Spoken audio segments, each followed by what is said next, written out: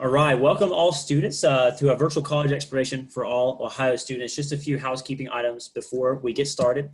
For any student that is wanting to ask questions, there is a Q&A feature for those that are watching live. Please submit those questions there, and then the facilitator will choose to answer those live on screen, or we'll dismiss those and we'll answer them later on in follow-up from the transcript that they get from StriveScan. You can sign up for more sessions at oacac.org, and you can watch back this recorded session on demand and any other sessions on demand at oacac.org as well. Your camera and microphone are off, and you can't change that. You'll just be seeing the presenter today, and then I will come back in at the end of the session to say thank you and wrap up. And with that, we'll pass it on to Marissa. Okay. Alrighty. Well, good afternoon, everybody. My name is Marissa Rodriguez-Clark, and I'm going to go ahead and start sharing my screen. Like I said, my name is Marissa Rodriguez-Clark. I'm one of the Assistant Directors of Admissions and Diversity Recruiter at Edinboro University. So thank you guys for joining us today. We're super excited to have you. And so this presentation today, I'm gonna go over and talk a little bit about Edinboro, just give some general facts about things. And then if there's questions at the end, we'll go ahead and go through the Q&A at the end. But let's go ahead and get started. So where is Edinboro University? Edinboro, we're located just south of Erie, Pennsylvania, about 25 minutes south of Erie. We're about an hour and a half away from Buffalo, about an hour and like 45 minutes to 2 hours from Pittsburgh, and about 2 hours away from Cleveland. So not only is there a lot going on in the Western Pennsylvania region, but also in the surrounding area as well. And we'll talk about how that kind of what opportunities our students take advantage of in that because of that. But we are a smaller mid-sized university with about 4,300 students on our campus. Majority of those are undergraduate students. The nice thing is that you not only are you able to take advantage of a lot, when it comes to clubs, organizations, sports, but also too, we have a lot when it comes to academics, but then finally, average class size is very personalized. It's about 16:1 student to teacher ratio. So we do really try to keep things hands-on, small, and engaging for students so you're successful. That's our biggest, one of our biggest things. We want to make sure that you're successful when you come to Edinboro. So we have different colleges that host over 100 majors that students can choose from. We have our College of Arts and Humanities and Social Sciences, which has like psychology, English, hosts our social work major, which we're nationally recognized for. And it's actually one of our few majors that we have that also, it has a 5th year attached to it. So you can get your Master's of Social Work right there if you wanted to, which is really great. We also have our College of Sciences and Health Professions. So this is like our physics, chemistry, biology, environmental biology. We have a forensic science chemistry major in there. We have all the pre-meds that you can, pre-professionals that you can think of. So pre-med, pre-dental, pre-vet, pre-pharmacy, all that kind of stuff. What's great about the College of Science and Health Professions is that the labs are very hands-on. Everyone really does a great job with the labs and making sure that students are engaged and getting where they need to be with that.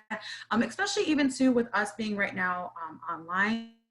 Our professors although some of our labs are in person, our professors really do a good job with making sure that our students are still engaging if they're online or not.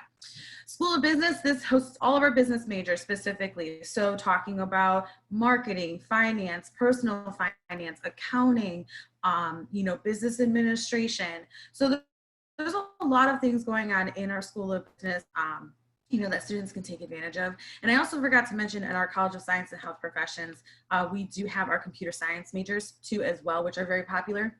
And then finally, last but not least, our School of Education, which hosts everything from pre-K and early childhood education up until high school and middle childhood. So there's a lot of things, and there's a little bit of everything for everyone when it comes to specific majors that you can choose from. Honestly, one thing that I love about our majors and our faculty and staff is that they really do a great job with trying to get you to where you need to be. Because they really do take advantage of getting to know our students. They really want to engage and want to help you guys be successful. And all of our faculty are very involved in their fields. For example, our psychology professors, they perform a lot of research with our students and making sure that you are getting those opportunities, because depending on what you want to do with psychology, you have to have a research background sometimes. So having that opportunity to take advantage of is huge. Same thing with like our chemistry students. They do the same thing. Our faculty do. So a lot of different opportunities. Our art students, which we're very well known for our art programs, our animation majors ranked one of the best in the country. And so you can really take advantage of things and pick their brains, which is wonderful, because again, they're here to help you and make sure you're successful.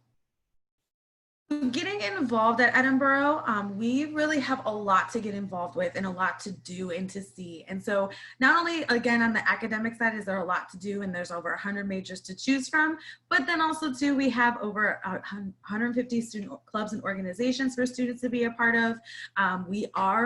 We have Division I and Division II athletics on our campus. And so we are D2 in pretty much majority of our sports, but we are D1 in men's wrestling.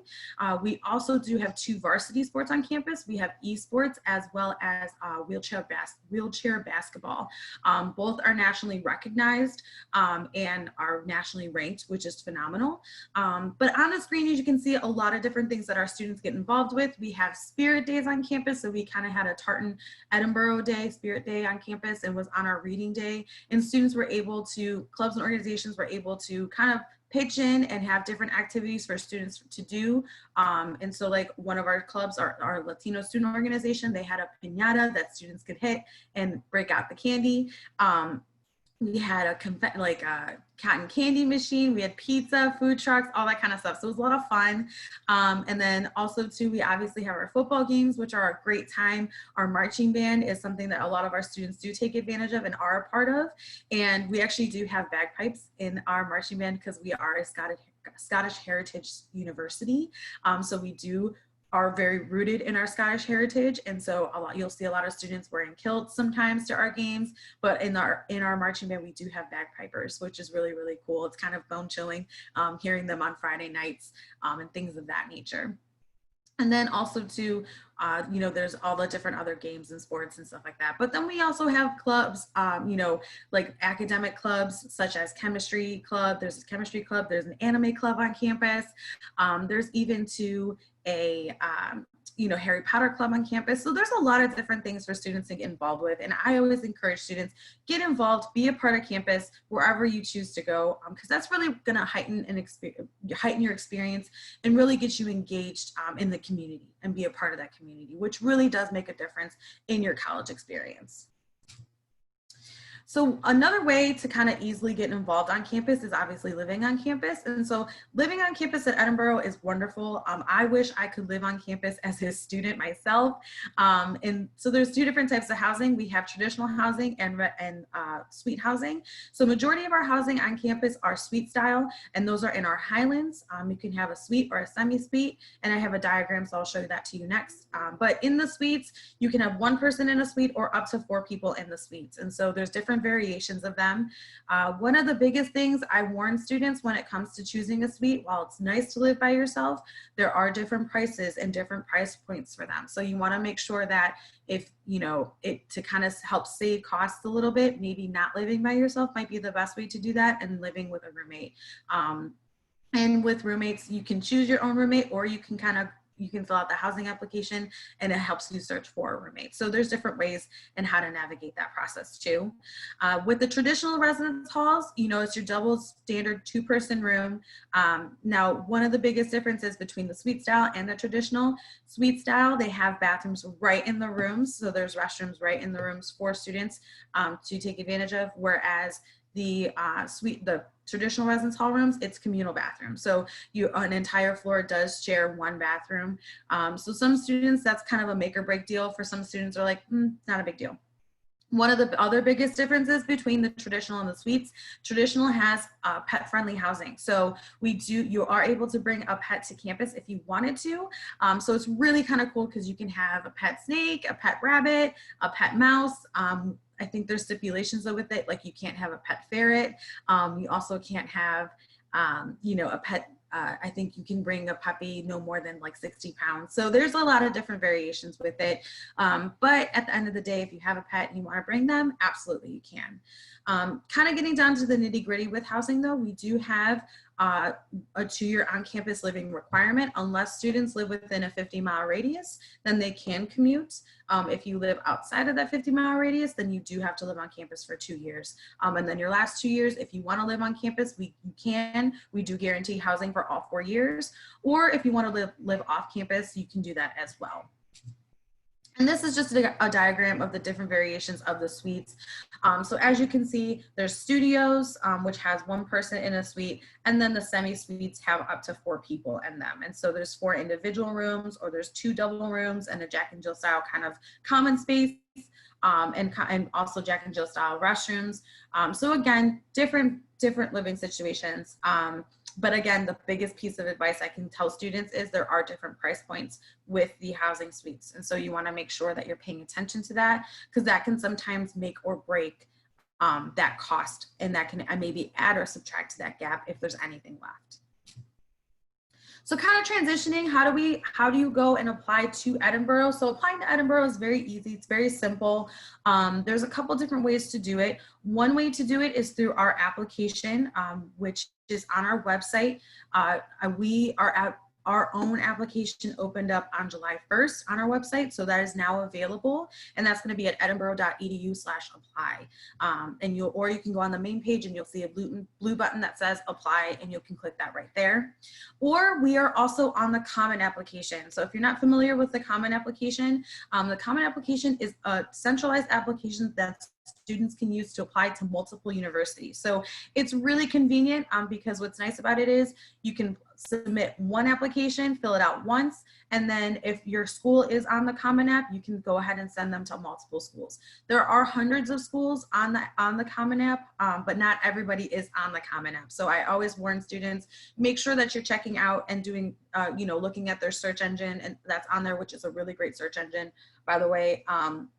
To see if your school is on there or not. Because if you're only applying to one school with the Common App, it might not be worth it, because the application is pretty extensive. It's really long. But if there's several schools that you're applying to on there, it's worth it, and go ahead and submit it once. But that started and that opened on August 1st, so that is now available. So you can go ahead and apply through those 2 applications to Edinboro. Couple of things though with the application process, we are a rolling admissions university, so meaning we take applications up until the week before classes start typically, but we have put in some soft deadlines throughout the admissions process to kind of keep students continuing through the process and kind of helping them meet that May 1st National College deadline. So November 1st is our early action deadline. This is non-binding.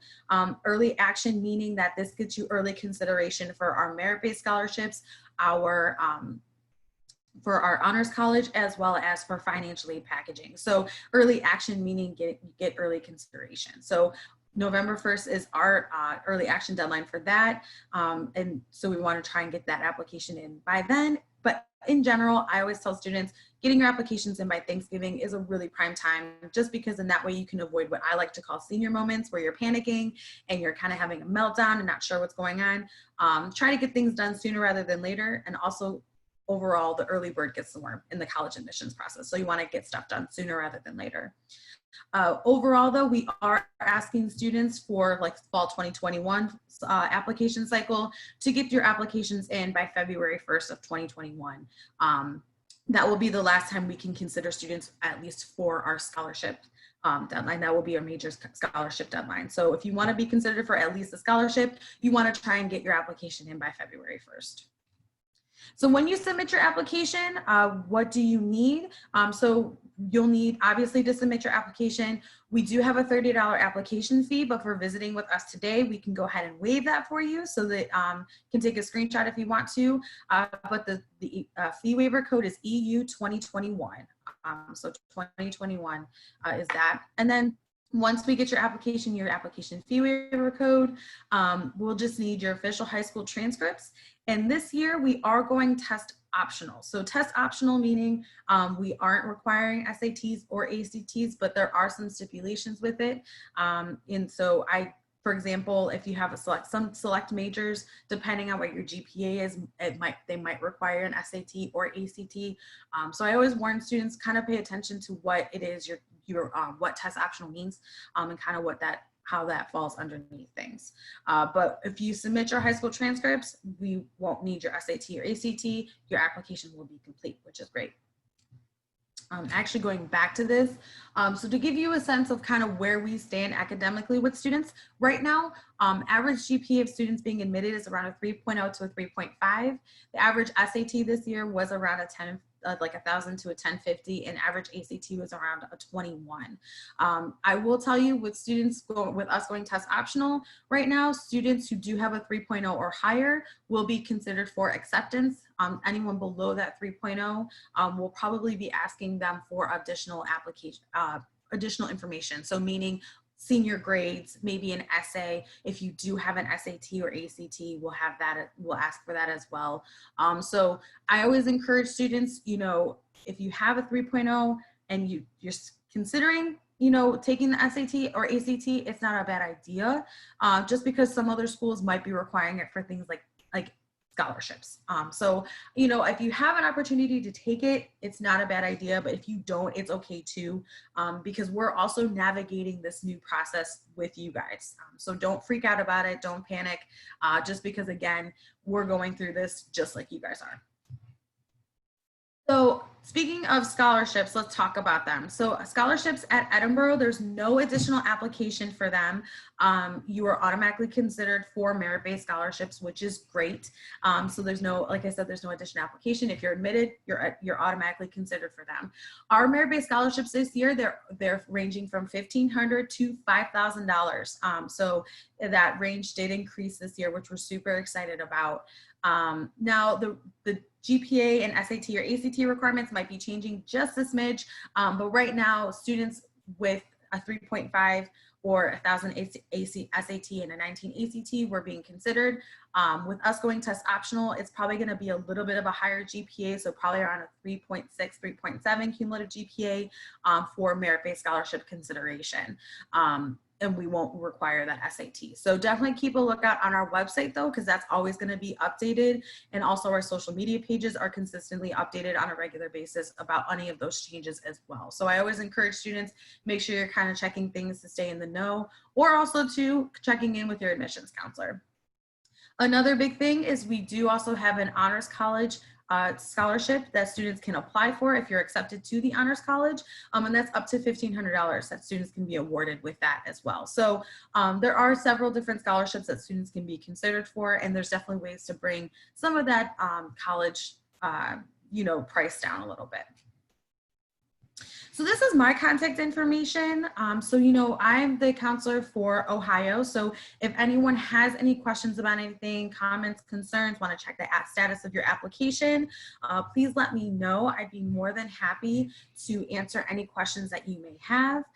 So my name again is Marissa Rodriguez. My email is mrodriguez@edinboro.edu, and my direct extension is 814-732-1759. So if anyone, students, parents have any questions about anything, I'd be more than happy to answer them or get them through the process or, anything along those lines. But thank you for coming to our session today. I'll go ahead and see if we have any questions. I don't think we do. So, but thank you guys again for coming to the session. Super nice to meet with you all.